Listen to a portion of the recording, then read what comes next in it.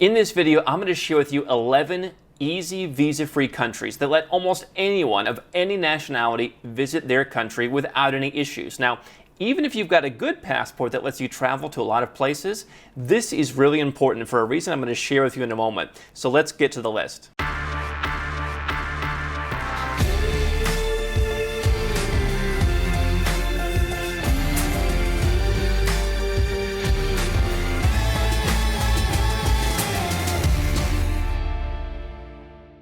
Hey guys, I'm Andrew Henderson, and here at Nomad Capitalist, we're all about my 5 magic words: go where you're treated best. So I'm going to share with you some of the easiest countries in terms of visa policies. Now, I come from the United States. I used to have one of the world's best passports, where with just one travel document, you can go to pretty much any country that you want. And so you might be thinking, well, if I'm from the West, why do I care about easy visa-free countries? To me, the reason is this. I'm looking for the next big place. And what I've found as I've traveled all around the world for the last 13 years studying this stuff is that countries that are open tend to be countries that are open not just in terms of visas, but they're open in terms of investment. They're open in terms of banking. They have other kinds of openness. So the first country on the list is Malaysia. I have a home in Kuala Lumpur. I've been coming to Malaysia for many years. I love the country. And so almost every country's citizens can come to Malaysia, with the exception of some folks who are on our team in Serbia and Montenegro. They've got a bit of a beef, but I mean, really, pretty much everybody else. I think even Somalia can come to Malaysia visa-free, okay? And yet, it's a pretty safe place. You hang out in the center of KL, you go to Penang, you feel pretty safe. And what I found is, Malaysians as a culture, it's just a very open culture. They're very welcoming. It's one of the only places in Asia where you can actually own land. And so that culture of openness in terms of let's just let people come in has given them one of the world's largest investment immigration programs. The MM2H has made a lot of laws that are in favor of foreigners, coming and being here. So Malaysia is number 1 on the list. Let's continue elsewhere in Asia. Cambodia is a place I've talked about for a long time. Cambodia also has opened up faster than some of its neighbors to foreign investment, and I think it's been a great place to invest in recent years.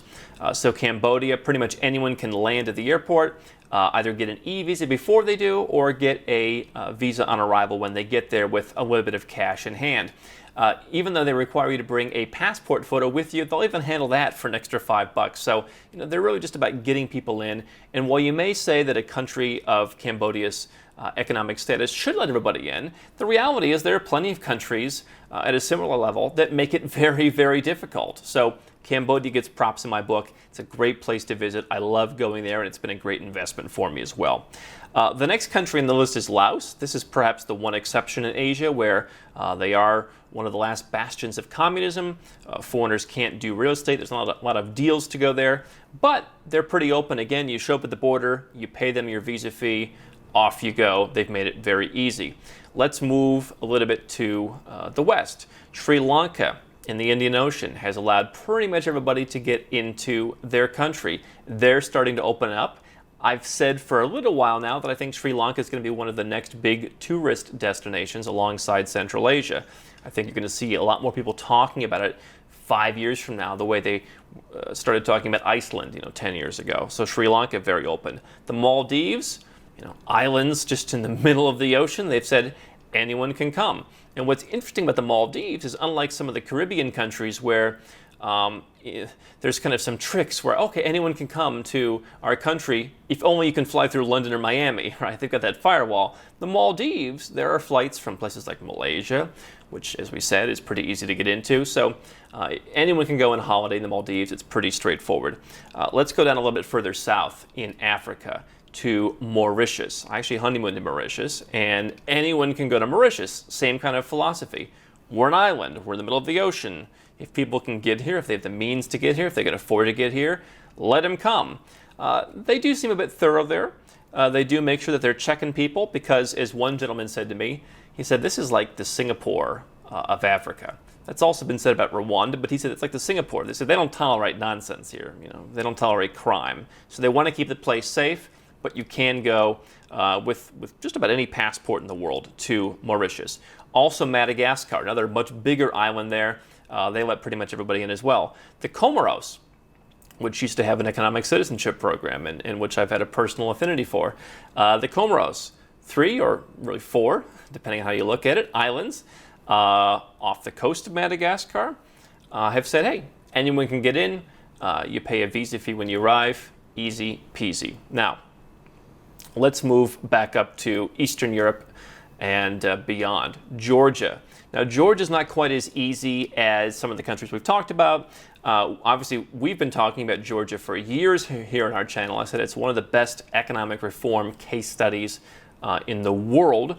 Some of the things are becoming a bit more difficult. Opening a bank account in some banks has become a bit more difficult.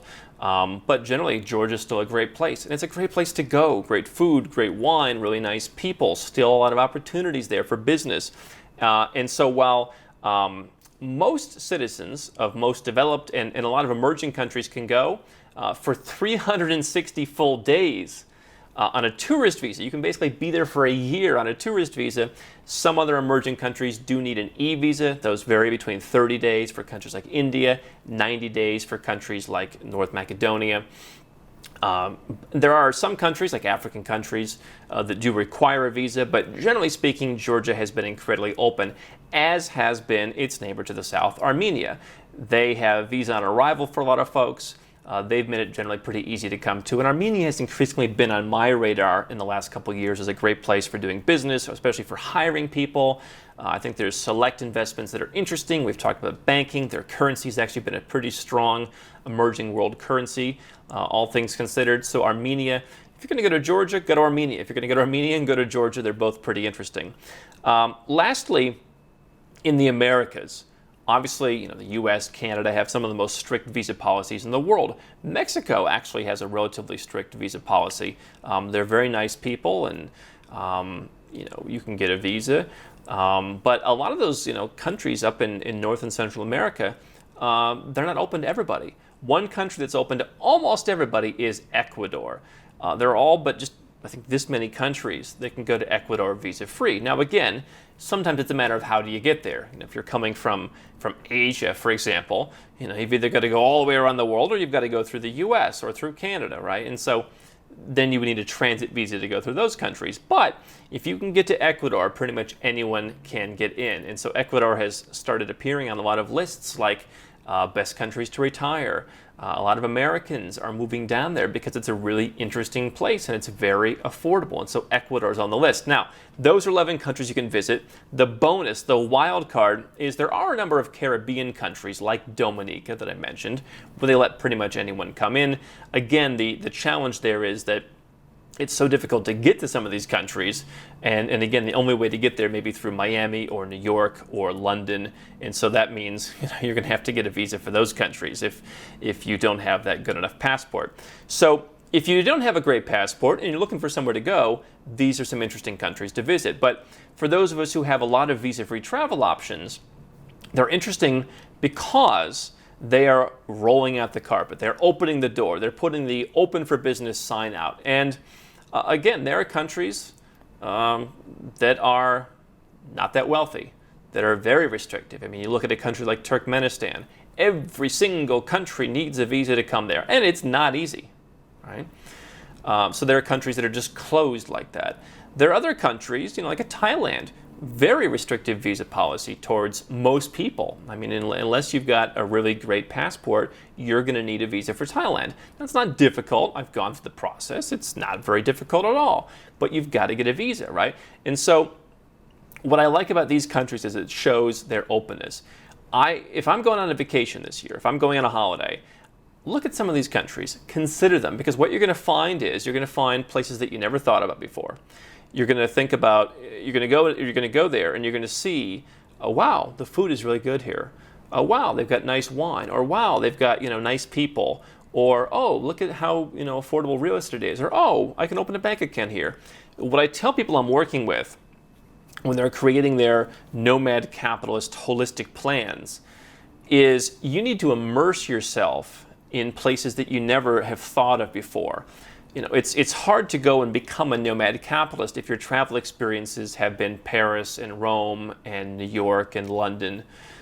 in maybe Tokyo or something, right? You want to see places that are off the radar. You want to see places that are up and coming, because that's where a lot of the opportunities are, whether it's to open a bank account with not a lot of money, to start a business, to make good investments that grow. These are the kind of countries that we're talking about. Not all of them. You're not going to invest in Laos. You're probably not going to invest in the Maldives. But getting a perspective on these, I think, is important. These ones are easy to visit. They want you to visit.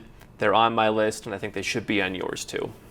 How can Nomad Capitalist help you? 4 ways. Number 1, subscribe to our channel and click the notification bell to make sure you get our new video every day. Number 2, get a copy of Nomad Capitalist, the book. You'll learn a lot of my personal experiences over a dozen years of studying this stuff, as well as exactly some of the strategies that you can use to build your Nomad Capitalist plan. Number 3, if you're not sure where to start, but you want to come and learn from my team and I, you want to come and mingle with like-minded people, learn more about our live conference, Nomad Capitalist Live. It's coming up soon. And number 4, if you want some help right now because you've got a burning issue, you need something solved, you want to lower your taxes, get a second passport, or build the Nomad Capitalist lifestyle of your dreams, go to nomadcapitalist.com and click on Become a Client.